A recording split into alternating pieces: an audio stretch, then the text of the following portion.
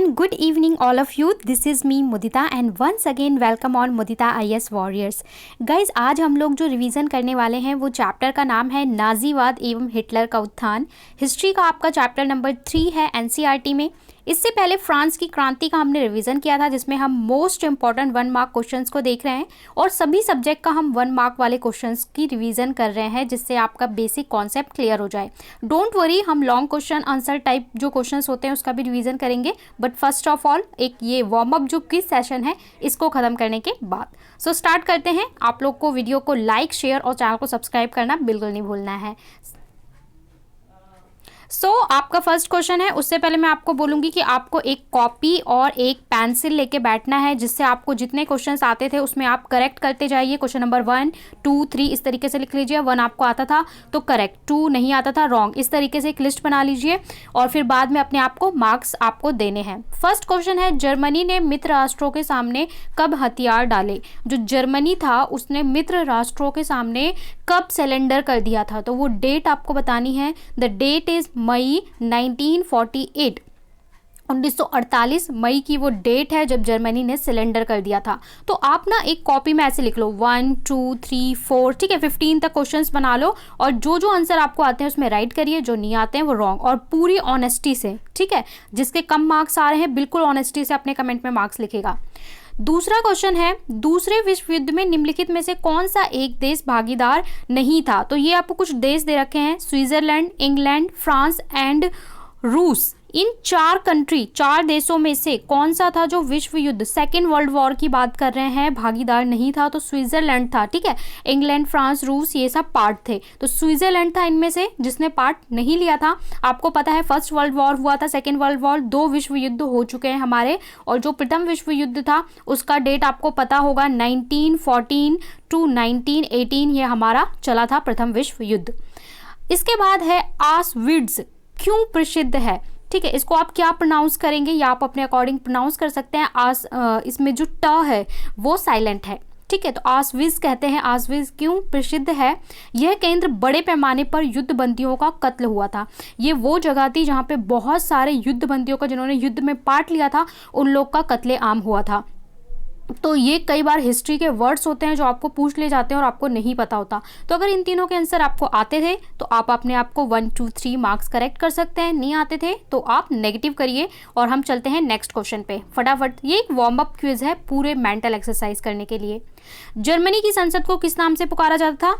Germany की संसद को हम क्या बोलते थे? राइक्सटेग बोलते थे, ठीक है। जैसे भारत की संसद, वैसे अलग अलग कंट्री के अलग पार्लियामेंट को अलग अलग नाम से पुकारा जाता है, ठीक है। अगर आप सर्च करेंगे, बहुत इंटरेस्टिंग है कि फ्रांस की संसद को क्या बोलते हैं, अमेरिका की संसद को क्या बोलते हैं, तो आपको पता चलेगा कि जो पार्लियामेंट है उसको डिफरेंट नाम से पुकारा जाता है। जर्मन की संसद को हम क्या बोलते थे? राइक्सटेग बोलते थे। क्वेश्चन 5 है, जर्मनी को हर्जाना के रूप में अन्य देशों को कितना धन देना पड़ा?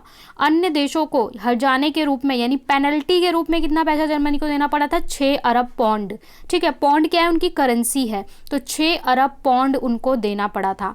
आर्थिक महामंदी कब शुरू हुई थी? तो आर्थिक महामंदी शुरू हुई थी 1929 में, और इस आर्थिक महामंदी का प्रभाव पूरे यूरोप में पड़ा था। तो ये कुछ सन है और डेट्स हैं जो आपको याद होने चाहिए।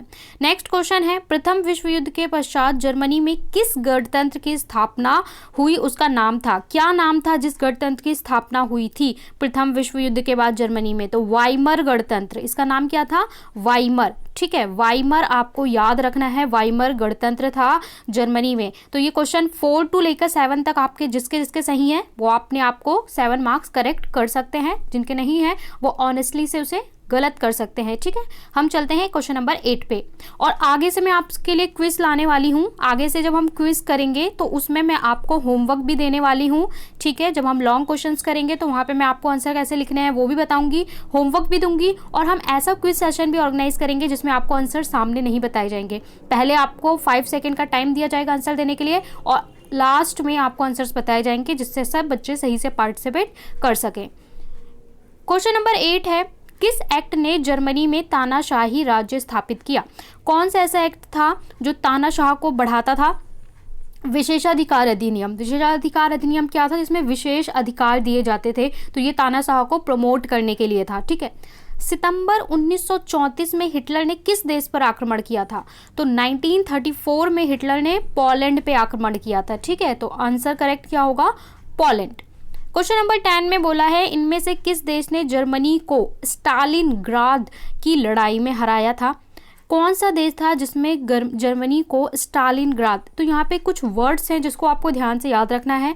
अमेरिका, इंग्लैंड, सोवियत संघ या फ्रांस। व्हाट इज सोवियत संघ? देखिए इसका करेक्ट आंसर है सोवियत संघ। अब आप बोलेंगे सोवियत संघ क्या है?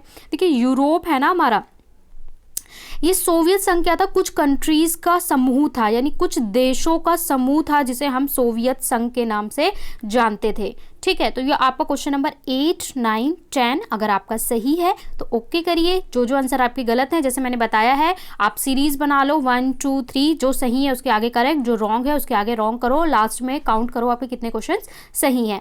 चलते हैं नेक्स्ट पे। इनमें से कौन सा एक देश विपक्षी संधि सदस्य नहीं था? विपक्षी संधि, एक संधि की गई थी, इसमें कौन सा देश था जिसमें हस्ताक्षर नहीं किए थे? तो इंग्लैंड। इंग्लैंड वो कंट्री थी जिसने इसमें हस्ताक्षर नहीं किए, यानी संधि में शामिल नहीं हुआ। संधि मतलब होता है समझौता, आप किसी चीज में समझौता कर लेते हैं तो सारे देश उस पर हस्ताक्षर कर देते हैं। नार्डिक जर्मन आर्यों से क्या तात्पर्य था? नार्डिक जर्मन किसे कहते थे? जो युद्ध आर्यों की संतान हो। ठीक है, जो शुद्ध आर्यों की संतान हो, सॉरी शुद्ध आर्यों की, यानी जो प्योरली आर्यों की संतान हो उसको नार्डिक जर्मन कहा जाता था। इसके बाद सेनागांग क्या है? सेनागांग क्या है? यहूदियों के पूजा गृह। यहूदी जो थे उनके जो पूजा स्थल होते थे, पूजा गृह होते थे, उसे सेनागाग कहा जाता था। तो ये कुछ स्पेसिफिक टर्म्स हैं जो अगर आपको नहीं पता तो एग्जाम में 1 नंबर में आ जाए या 2 नंबर में आप टैकल नहीं कर पाओगे, उसका आंसर नहीं कर पाओगे।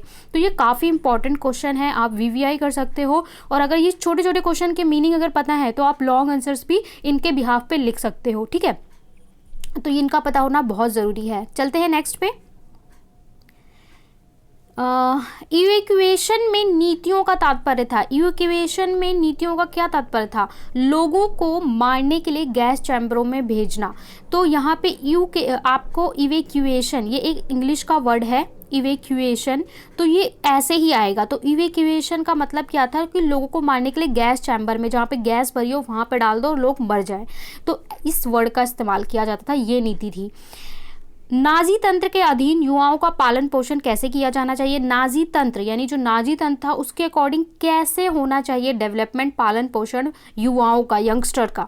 तो उन्हें नरम और सच्चा देशभक्त होना चाहिए। इसके अकॉर्डिंग, नाजी तंत्र के अकॉर्डिंग क्या है कि जो युवा हैं उन्हें नरम और सच्चा देशभक्त होना चाहिए। क्वेश्चन 16 में बोला है नाजी लोग सबसे अधिक किन लोगों के विरुद्ध थे? नाजी लोग सबसे ज्यादा किसको नफरत करते थे, किसको हेट करते थे? यहूदियों के। ठीक है, तो नाजी और यहूदी आमने सामने थे, तो ये इनको सबसे ज़्यादा हेट करते थे। तो ये क्वेश्चन नंबर 14, 15, 16 आपके हो गए। सो यहाँ पे थी हमारी एक क्विक सी वीकेंड की रिवीजन। आई होप आपको अच्छी लगी हो, और आपको वीडियो को लाइक, शेयर, चैनल को सब्सक्राइब करना बिल्कुल नहीं भूलना है, क्योंकि मैं सारे सब्जेक्ट की रिवीजन आपको इसी तरीके से करवाने वाली हूँ। इसके बाद हम 2 और 3 मार्क्स के क्वेश्चन लाएंगे, 4 मार्क्स के क्वेश्चन लाएंगे, लेकिन उसमें मैं आपको पहले आंसर लिखना सिखाऊंगी कि how to write a good answer in the examination of social studies, English. ठीक है, आपको हर सब्जेक्ट के आंसर अकॉर्डिंग टू सब्जेक्ट देने होते हैं। सो मिलते हैं नेक्स्ट एक इंटरेस्टिंग वीडियो के साथ, तब तक पढ़ते रहें और स्माइल करें।